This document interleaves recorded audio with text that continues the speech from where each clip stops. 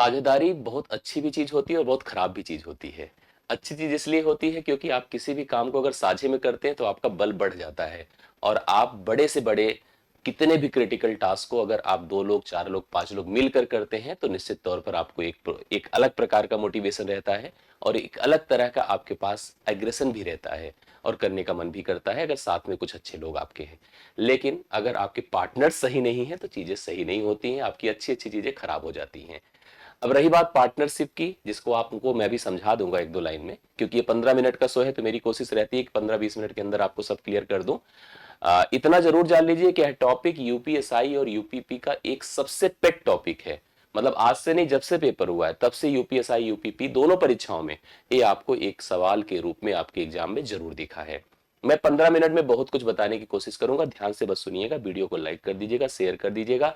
अंत में अगर कुछ समझ में आता है तो आप हमें सजेस्ट भी कर दीजिएगा। सबसे पहले जान तो लीजिए कि पार्टनरशिप होता क्या है, जिसको हम साझेदारी कहते हैं। अब आप तो रूम लेकर के भी एक दूसरे के साथ पार्टनरशिप करते होंगे, 2 दोस्त मिलकर एक कमरा लेते होंगे।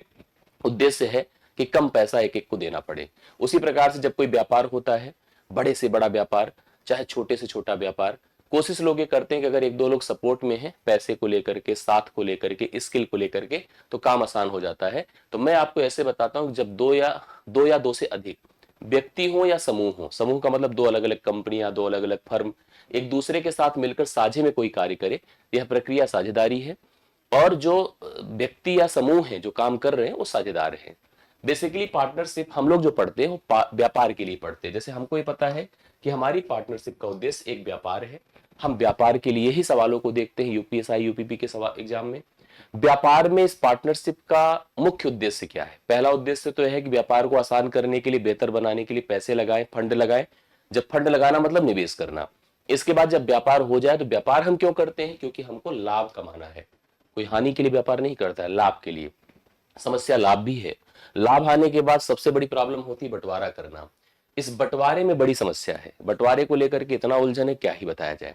जब बात बंटवारे की आती है तो फिर फेयर व्यक्ति ढूंढा जाता है, वो व्यक्ति जो कि आए समझे, प्रत्येक पार्टनर का रोल रिस्पॉन्सिबिलिटीज देखे, उनके इन्वेस्टमेंट्स को देखे, तब जाकर के उस लाभ का बंटवारा करे। लेकिन उस बंटवारे के लिए उसे सबसे ज्यादा जरूरी है कि निवेश को देखना। निवेश में 2 चीजें देखी जाती हैं। क्या क्या? एक तो धन देखा जाता है कि आपने पैसे कितने लगाए और आपने व्यापार में कितना समय दिया।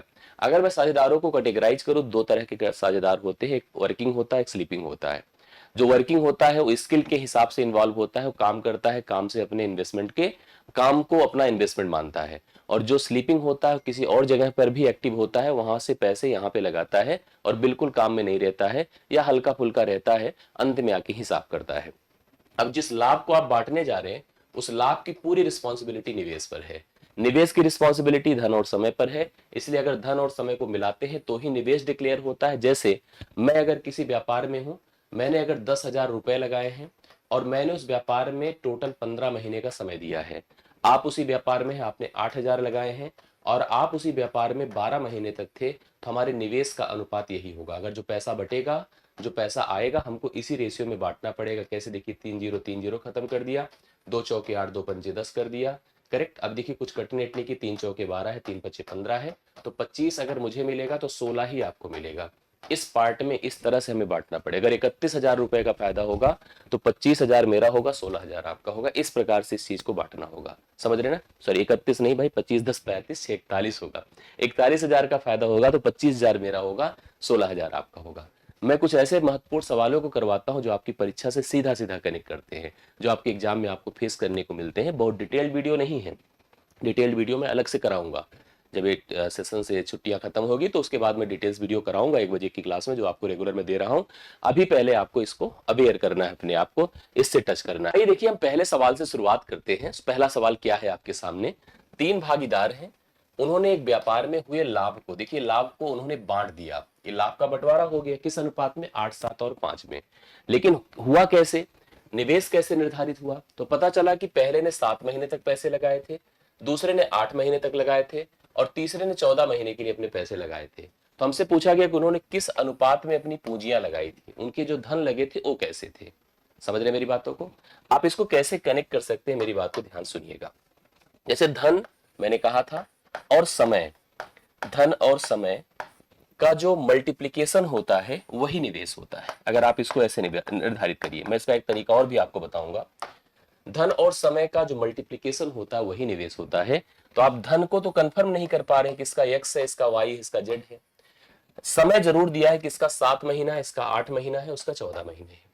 लाभ कितना हो गया, 8 हो गया, इसको 7 हो गया, इसको 5 हो गया, 5 हो गया। इस अनुपात में उनको फायदे हुए।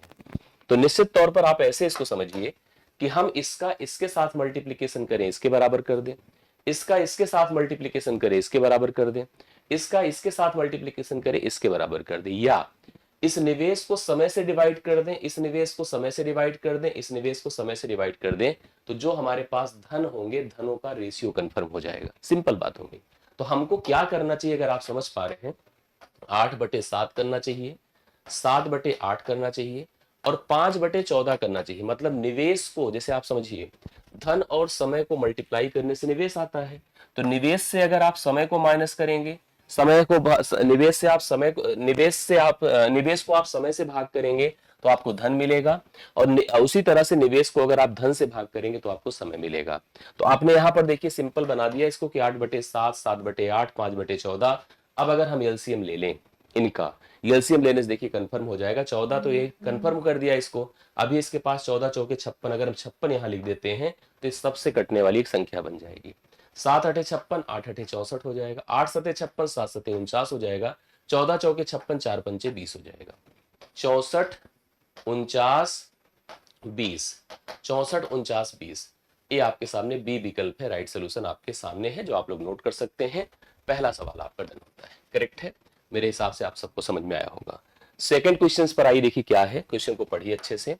मोहन ने कपड़ा व्यवसाय में कितने पैसे, इकाई, दहाई, सैकड़ा, हजार, 10,000, लाख, कितना, 1,00,000 रुपए निवेशित किया, और कुछ महीनों बाद सोहन 40,000 लगाकर उसका साझेदार बन जाता है।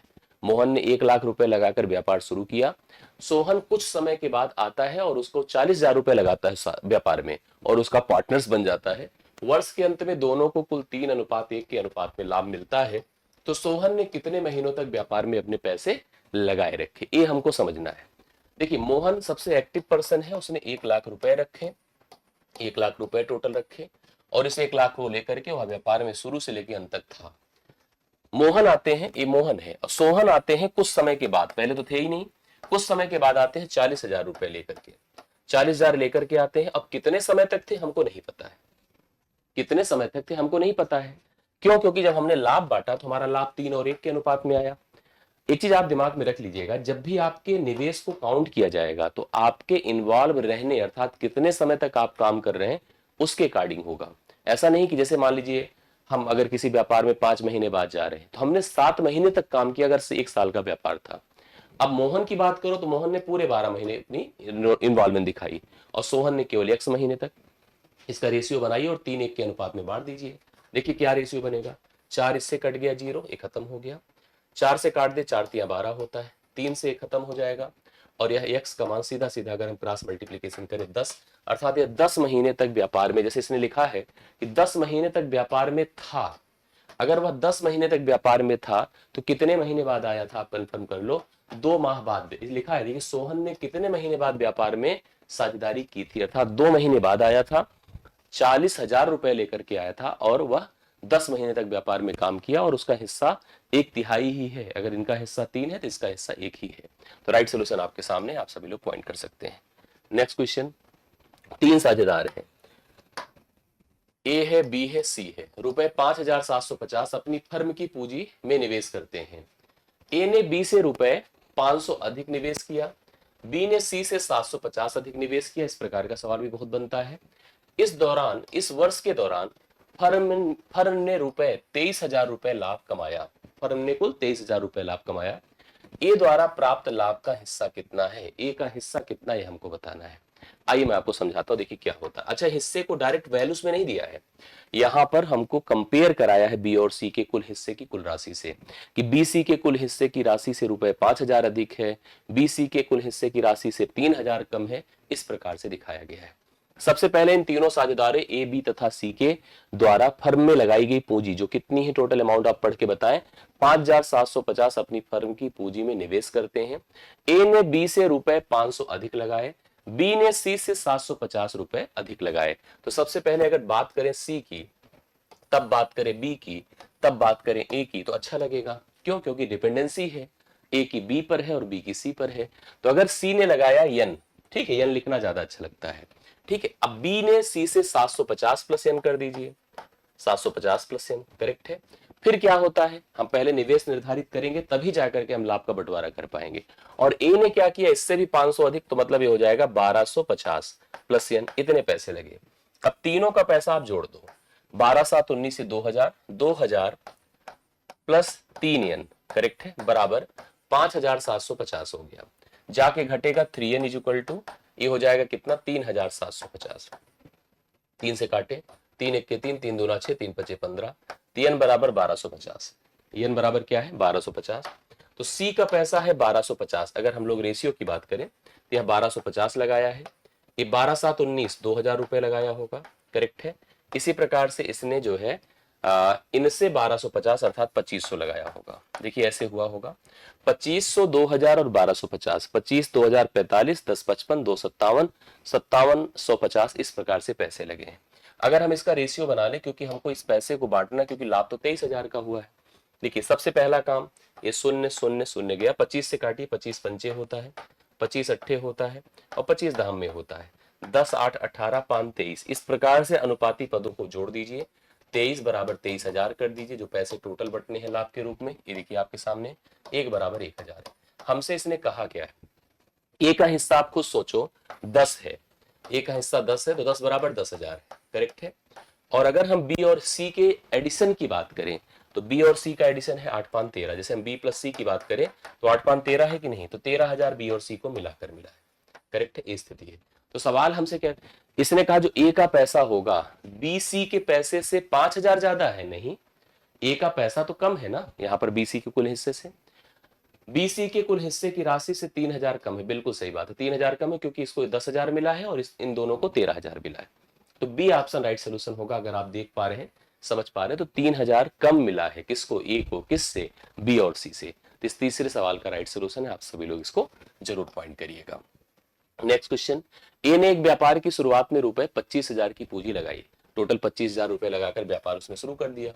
एक वर्ष बाद बी 30,000 का निवेश करके उस व्यापार में शामिल हो गया। ए ने कितने पैसे लगाए, ए ने लगाए 25,000, करेक्ट है, 25,000 रुपए लगाए। बी आता है, बी आता है 1 साल बाद आता है, ध्यान दीजिएगा, और कितना पैसा लेके आता, 30,000। व्यापार की शुरुआत के 2 वर्ष बाद रुपए 46,000 का कुल लाभ होता है, मतलब 2 साल में कुल 46,000 का लाभ हुआ। तो बी का हिस्सा हमसे पूछा गया क्या है। अब आप सोचो, व्यापार मतलब 2 साल का है, ए का पैसा लगेगा 2 साल तक, बी का पैसा है कितना, बी का पैसा 30,000 है, लेकिन साफ साफ लिखा है कि 1 साल बाद आया है, तो उसका पैसा केवल लगेगा 1 साल के लिए। और जो यहाँ पर लाभ हुआ है दोनों को मिलाकर 46,000 का हुआ है। तो पहले इनके निवेश का अनुपात बना लो, निवेश का अनुपात, देखिए 2 जीरो खत्म हो गए।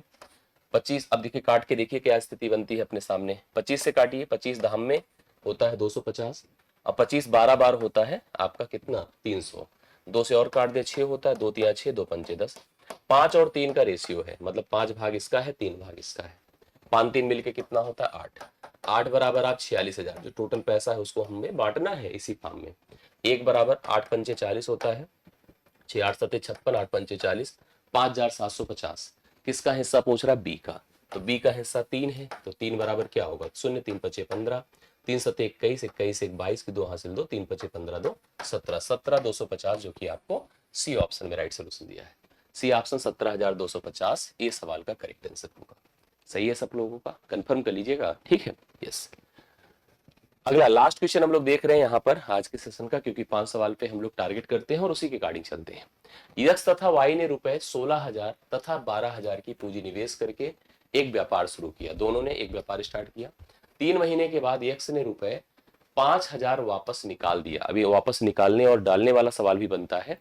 यक्स तथा वाई ने क्रमशः 16,000 और 12,000, देखो एक पर्सन है यक्स और एक दूसरा पर्सन है वाई, इसने 16,000 रुपए लगाए, इसने लगाए 12,000। अब पढ़ते चलिए, देखिए क्या होता है। ये 16,000 तथा 12,000 की पूंजी निवेश करके एक व्यापार शुरू किया।